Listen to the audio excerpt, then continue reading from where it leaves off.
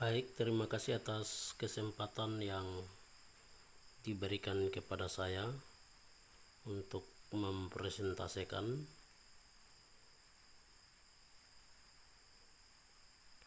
tentang implementasi nilai moral dan norma dalam kehidupan bermasyarakat. Jadi implementasi nilai moral dan norma dalam kehidupan bermasyarakat ini dibagi 3 bagian yang menjadi pembahasan, yaitu yang pertama atau bagian A itu nanti membahas tentang pengertian, bagian B itu nanti membahas tentang implementasi nilai moral dan norma dalam kehidupan bermasyarakat di kalangan OMK, orang muda Katolik. Kemudian bagian ketiga atau bagian C itu membahas tentang penutup. Jadi pengertian, kita lihat lebih dahulu bagian A, pengertian. Jadi pengertian terdiri atas 3 bagian. Yang pertama pengertian tentang nilai, pengertian tentang moral, dan pengertian tentang norma. Jadi setiap pengertian ini saya buat berdasarkan saya punya pemahaman sendiri. Jadi kita lihat satu persatu mulai dari sekarang.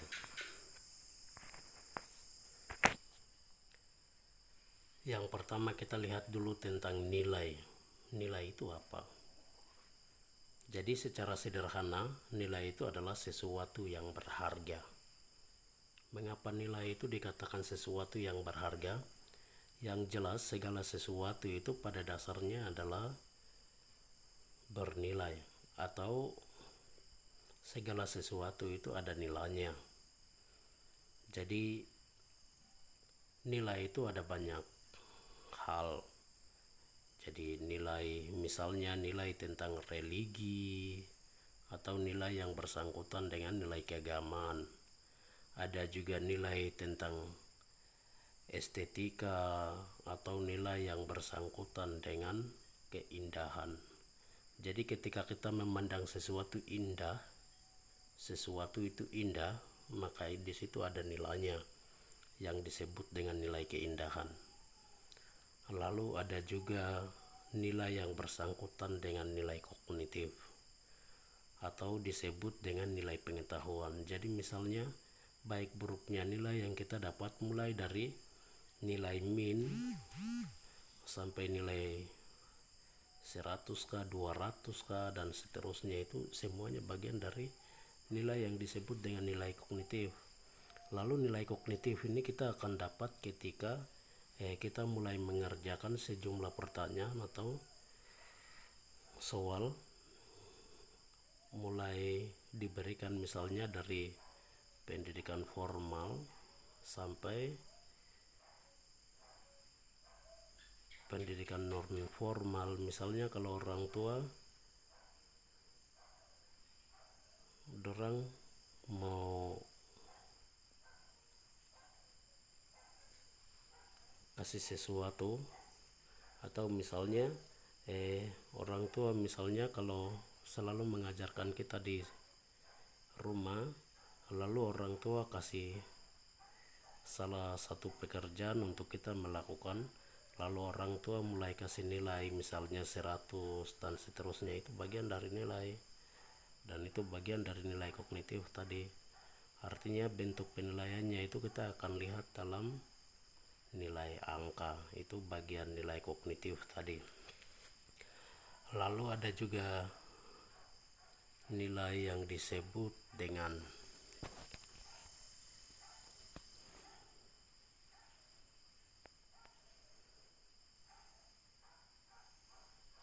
moral. Nilai moral itu, jadi misalnya kalau anak tertentu dia punya sikapnya baik atau buruk, itu salah satu bagian dari nilai moral tadi. Jadi semua yang bersangkutan dengan nilai itu pada dasarnya bahwa itu sesuatu yang berharga. Kalau sesuatu yang berharga, berarti itu salah satu bagian dari nilai itu yang dimaksud. Kemudian, nah ini di sini ada mengapa nilai itu sesuatu yang berharga. Nilai itu sesuatu yang berharga karena nilai itu punya makna bahwa sesuatu yang penting, sesuatu yang dibutuhkan, sesuatu yang diinginkan, dan pada akhirnya telah mendapatkan apa yang menjadi tujuan akhir itu. Nah, itu yang menjadi nilai. Lalu kita lihat bagian kedua, itu moral. Moral itu apa? Jadi moral itu adalah tingkah laku dan perilaku manusia dalam tindakan dan perbuatannya. Jadi ketika kita bertindak sesuatu yang benar atau buruk, kalau kita bertindak sesuatu yang baik atau buruk, itu semuanya bagian dari moral. Jadi tindakan kita itu nanti kita akan tunjukkan kepada mereka yang lain melalui perbuatan dan kita punya tindakannya. Lalu orang lain nanti akan menilai bahwa anak itu baik, anak itu sopan, anak itu tidak sopan, anak itu dia punya pembawaannya jelek dan seterusnya. Itu bagian dari moral tadi. Jadi baik buruknya tindakan itu akan terukur dan terlihat ketika perbuatan tindakan itu baik atau buruk. Jadi ketika tindakan atau perbuatan orang itu tidak sesuai atau tidak diterima dengan hati, maka moralnya itu bisa dikategorikan buruk. Dan sebaliknya, bahwa kalau orang itu punya perbuatannya baik, maka akan dikategorikan moralnya orang itu baik. Jadi perbuatan orang, tindakan orang baik buruknya itu nanti akan terlihat ketika orang itu mulai melakukan tindakannya. Bagian ketiga itu kita lihat tentang norma. Jadi norma itu adalah aturan tata laku masyarakat dalam kehidupan berkeluarga, bersekolah, bermasyarakat, bergereja, berpemerintahan, berbangsa, dan bernegara. Jadi pada dasarnya norma itu berbicara tentang aturan. Kalau bicara tentang aturan, berarti tata laku masyarakat atau tingkah laku dan perilaku masyarakat itu sudah diatur. Tingkah laku dan perilaku setiap orang itu sudah diatur dengan aturan.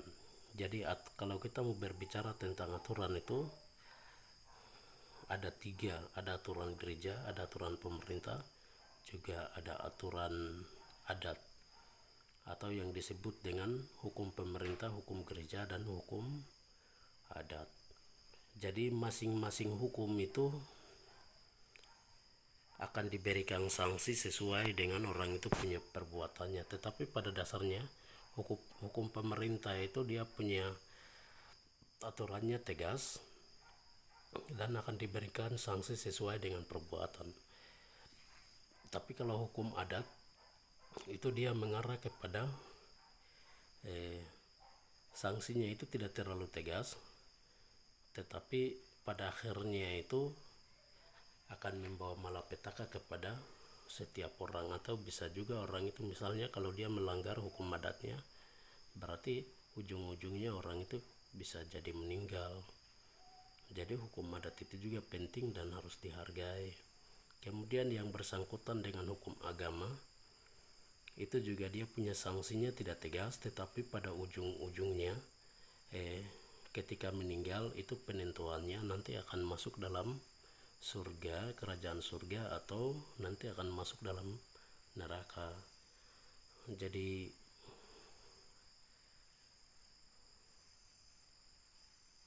norma itu pada dasarnya adalah berbicara tentang aturan. Jadi aturan itu harus ditaati, dilaksanakan, lalu harus melakukan sesuatu itu sesuai dengan aturan yang sudah berlaku. Jadi dalam menjalankan kehidupan sehari-hari, setiap geraknya manusia itu pada intinya sudah diatur dengan aturan yang jelas. Setiap aturan itu akan berlaku ketika orang itu mulai melakukan sesuatu yang melanggar aturan yang telah ada itu. Kalau melanggar, maka akan memberikan sanksinya sesuai dengan aturan yang berlaku. Misalnya, melanggar aturan yang bersangkutan dengan adat, maka akan diberikan sanksi sesuai dengan aturan adat yang telah diyakini bersama. Ya, jadi hukum adat atau aturan adat itu sudah diyakini bersama, itu terus diwariskan dari generasi ke generasi, dan itu lebih intinya berbicara tentang mana yang harus dipantang, mana yang harus puasa. Artinya bahwa mana yang sama sekali tidak boleh dilakukan, mana yang boleh dilakukan tapi dalam tanda kutip boleh dilakukan tetapi tidak mungkin berlebihan. Jadi memberikan sanksi sesuai dengan aturan agama juga begitu. Jadi hukum agama juga sama.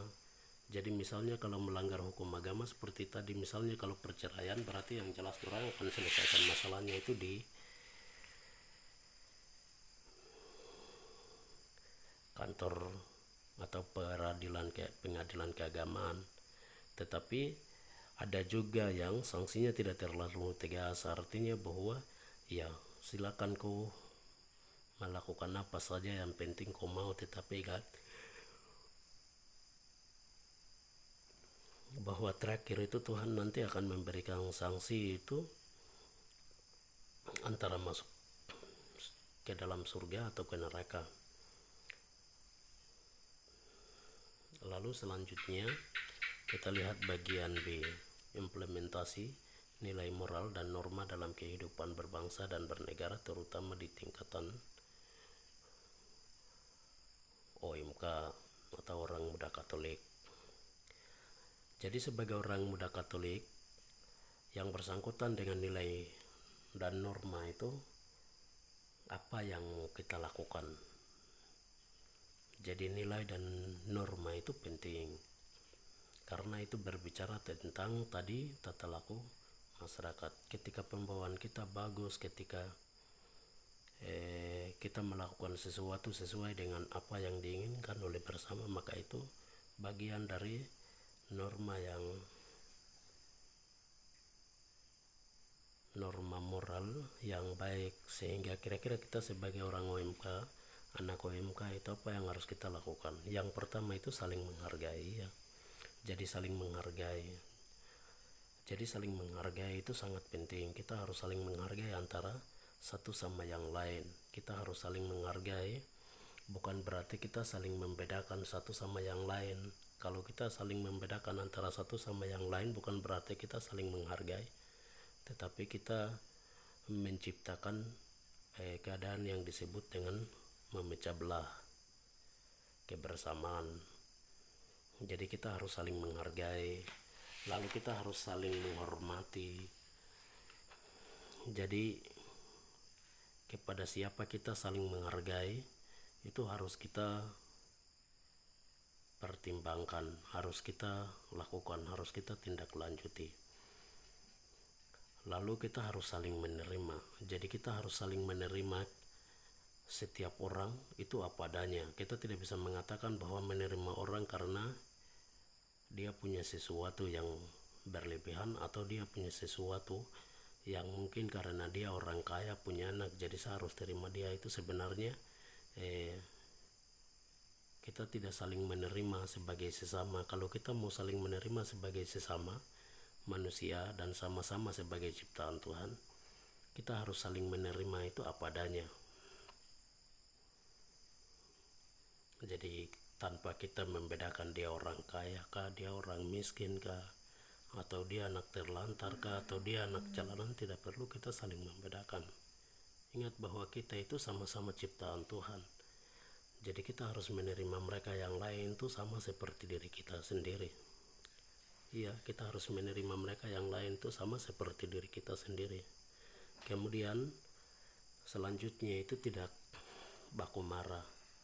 Jadi kita jangan baku marah dengan sesama yang lain. Kalau kita baku marah dengan sesama yang lain, di situ kita sudah menciptakan situasi memecah belah kebersamaan kita. Jadi kebersamaan kita itu kita harus pertahankan secara bersama-sama dengan tidak baku marah. Itu salah satu tindakan yang bisa kita buat. Kemudian kita sebagai OMK juga kita harus setia kepada Allah. Ya, kita harus setia kepada Allah sesuai dengan iman kepercayaan atau iman keyakinannya masing-masing.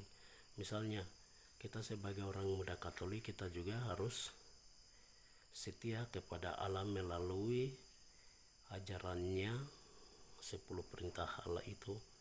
Jadi Allah itu kan sudah wariskan kepada orang Katolik itu kan 10 perintah Allah, atau orang Kristiani itu kan 10 perintah Allah. Sekarang kembali kepada setiap orang, bagaimana dia mau menjalankan 10 perintah Allah itu. Lalu dia mau menjalankan 10 perintah Allah itu dengan hati yang tulus ikhlas atau tidak. Hanya sekedar bicara di bibir tetapi tidak melaksanakan, Tuhan juga nanti akan pertanyakan. Jadi selama kamu hidup, apa yang kamu buat untuk saya sesuai dengan apa yang saya ajarkan kepada kamu? Ketika Allah menanyakan kepada kita atau Tuhan menanyakan kepada kita, nanti kita akan bingung mau kasih jawaban yang seperti apa. Jadi kita punya tugas itu bagaimana kita mau setia kepada apa yang Tuhan mengajarkan kepada kita melalui 10 perintah Allah itu. Kemudian membuat orang tua menjadi senang. Itu juga salah satu tindakan yang harus kita buat. Dan ini juga salah satu bagian dari 10 perintah Allah itu.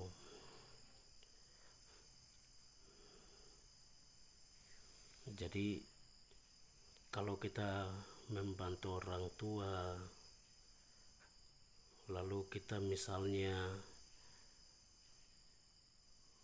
membantu dengan cara misalnya mencuci piring kah, memasak kah, mencuci pakaian kah, itu bagian-bagian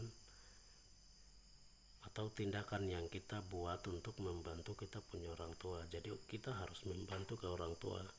Ingat bahwa kita itu kan jadi selalu dikasih tahu dalam ajaran agama itu kan orang tua itu adalah wakil Tuhan.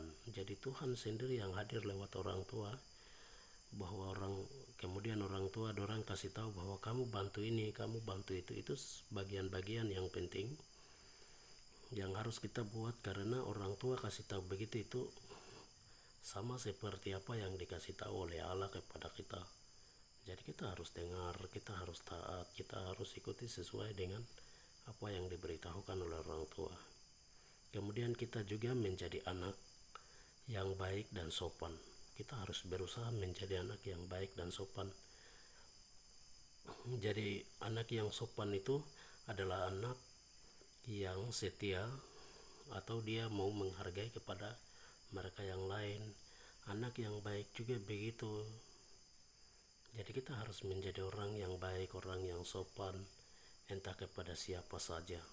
Kita mau menunjukkan bahwa kita itu adalah anak OMK. Kalau kita tidak sopan sama orang lain atau kepada orang yang lebih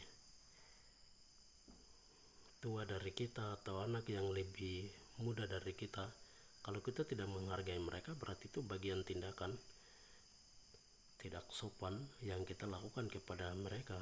Jadi usahakan supaya kita itu orang yang sopan, orang yang baik. Lalu kita harus menunjukkan semua itu dengan tindakan nyata. Tidak bisa hanya sekedar kata, atau kita tidak bisa katakan hanya kita katakan berupa ungkapan kemudian kita tidak melakukan. Ini masalah. Jadi kita harus berbuat. Kemudian selanjutnya itu kita harus percaya bahwa tidak pernah melakukan kesalahan. Ya, kita harus percaya diri itu penting ya. Percaya diri itu sangat penting. Kalau kita tidak percaya diri, ini nanti masalah. Jadi kita mau percaya diri bahwa kita tidak akan pernah melakukan kesalahan. Kalau kita sudah melakukan begitu, bahwa berarti yang jelas kita tidak melakukan kesalahan. Atau misalnya pernah kita melakukan kesalahan, kita harus buat komitmen bahwa saya tidak akan kembali melakukan kesalahan lagi. Kalau sudah melakukan demikian, yang jelas bahwa tindakan kita itu mungkin kita tidak kembali melakukan tindakan yang pernah kita lakukan kesalahan itu. Lalu kalau kita tidak melakukan sebagai orang muda Katolik apa yang telah disebutkan tadi, apa yang akan terjadi. Jadi nanti apa yang akan terjadi kalau kita tidak melakukan itu? Jadi sebagai anak Allah pasti tidak masuk ke surga. Ya, Tuhan tidak akan menerima kita kalau kita tidak melakukan berbagai hal yang bersangkutan dengan yang kita sudah bicarakan tadi. Tuhan bilang selama kamu ada di bumi ini apa yang kamu buat. Kalau kita di sini kita tidak bisa istilahnya kasih tahu jawaban yang tidak benar.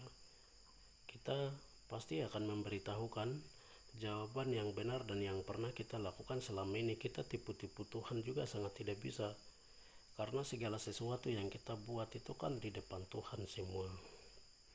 Jadi kita akan kasih tahu bahwa selama saya hidup di bumi ini saya lakukannya begini-begini. Kalau semuanya buruk semua, berarti yang jelas Tuhan tidak terima kita dalam masuk ke dalam kerajaan surga. Jadi kita harus hati-hati untuk melakukan sesuatu supaya suatu kelak kita bisa mendapatkan kebahagiaan bersama Bapa di surga.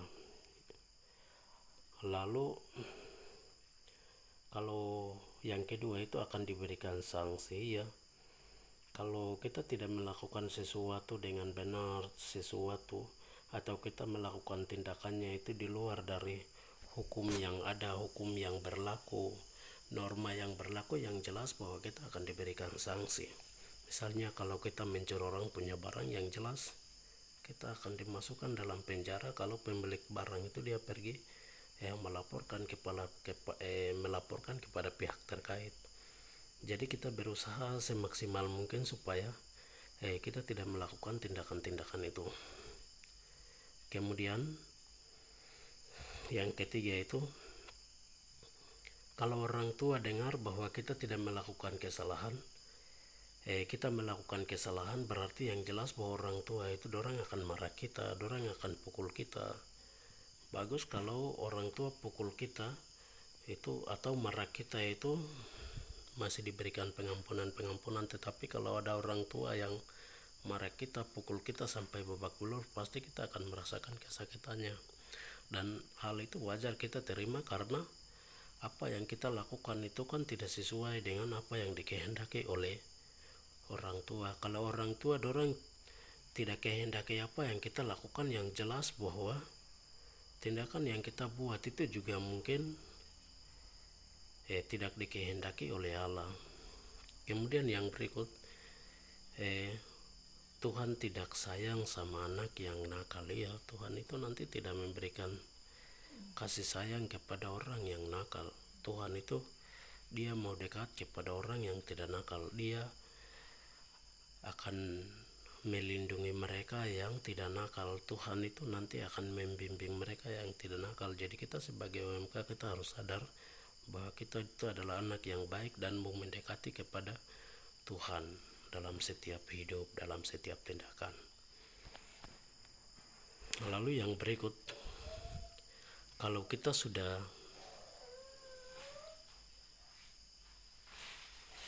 melakukan seperti penjelasan tadi, kira-kira apa yang mau kita lakukan supaya nilai moral sebagai OMK-nya itu sungguh-sungguh kita nyatakan. Yang pertama itu setia pada tugas dan tanggung jawab.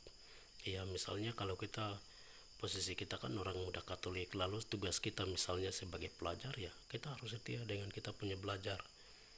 Kebanyakan kita sekarang itu kan karena ada HP, kita bikin malas tahu dengan segala situasi. Akhirnya tidak mau belajar, tidak mau membaca.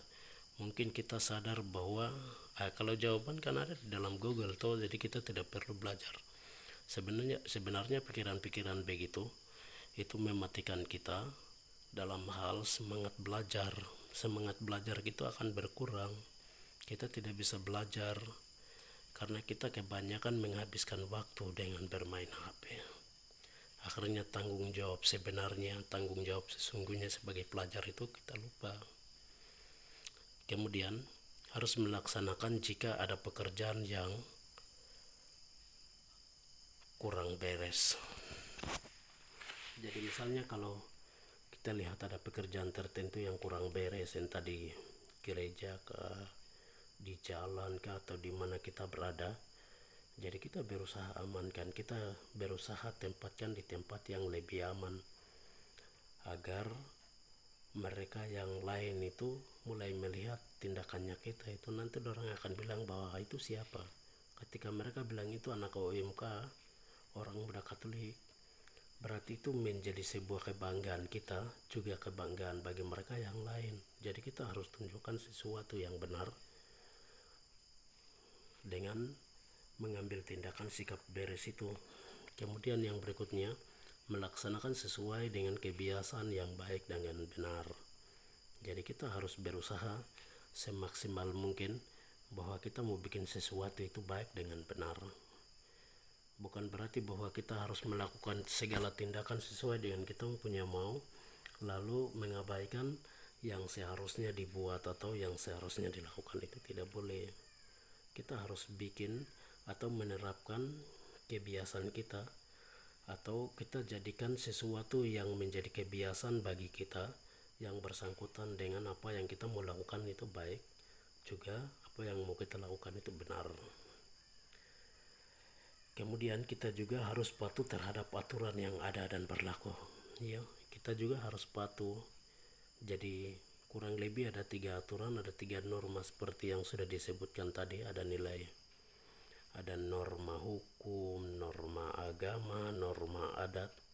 Ya, kita sebagai orang yang ada di dalam sebuah wilayah pemerintahan, kita harus taat kepada hukum pemerintahan yang berlaku di saat ini. Berani melanggar, kita akan diberikan sanksi. Lalu kita sebagai orang Katolik yang selalu percaya kepada Tuhan juga harus percaya atau harus jalankan sesuai dengan aturan gereja, mana yang boleh dilakukan, mana yang tidak boleh dilakukan. Lalu begitu juga kita sebagai orang yang punya adat, kita harus juga taat dengan kita punya hukum adat yang berlaku. Kalau berani melanggar ini juga biasanya membawa sesuatu yang sangat fatal, bisa-bisa berujung kepada meninggal. Nah, ini kan masalah. Jadi kita harus berusaha semaksimal mungkin supaya harus taat kepada setiap hukum atau norma yang berlaku di saat ini. Kemudian mau memikul salib melalui perbuatan norma dan moral yang baik dengan benar. Ya, jadi kita harus membangun prinsip, kalau kita mau memikul salib,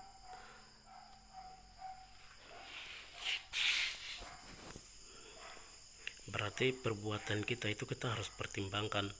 Mana yang benar kita harus mengatakan bahwa benar, mana yang salah kita harus mengatakan bahwa salah. Jadi Allah memikul salib pada dasarnya kan karena orang punya dosa atau manusia punya dosa. Jadi Yesus itu memanggul salib karena kita punya dosa. Supaya kita punya dosa itu dia tebus di kayu salib. Akhirnya dia memanggul salib itu. Ketika dia meninggal di kayu salib, juga dia mulai meninggalkan segala beban kita, dia yang memikul. Nah, sekarang kembali kepada kita mau bikin sesuatu itu benar atau tidak, berani tidak melakukan, nanti berujung kepada kita akan masuk ke dalam kerajaan surga atau tidak tadi. Karena siapapun dia yang mau memikul salib, siapapun dia yang mau mengatakan sesuatu yang benar, itu punya tantangan yang berat. Kita bayangkan saja bahwa Yesus memikul salib bukan karena dia punya dosanya, bukan karena dia punya kesalahannya, tetapi Yesus memikul salib karena orang punya kesalahannya, orang punya perbuatannya, orang punya dosanya. Nah, sekarang supaya Yesus itu menegakkan kebenarannya, dia memikul salib. Nah, sekarang Tuhan sudah menegakkan kebenaran itu di tengah-tengah setiap orang yang ada. Sekarang kita mau memikul salib atau tidak, kembali kepada setiap kita sebagai OMK. Kita harus tunjukkan bahwa kita itu mau memikul salib melalui tindakan dan perbuatan yang benar. Kemudian kita sebagai OMK juga berusaha supaya kita pantang menyerah atau tidak menyerah sama sekali. Kalau kita mau bikin sesuatu atau kita mau melakukan sesuatu atau kita mau mencapai sebuah tujuan, kita harus berusaha semaksimal mungkin hingga terakhir itu kita bisa mendapatkan apa yang kita inginkan. Jadi salah satu tindakan yang mau kita inginkan atau kita harus gapai itu kita harus menegakkan yang baik, itu juga yang benar.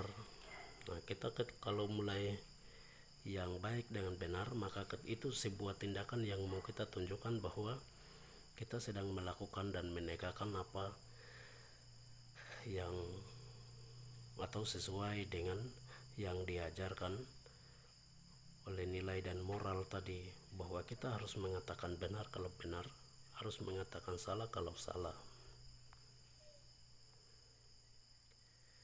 Nah, pertanyaan selanjutnya, kapan mau kita lakukan semua itu?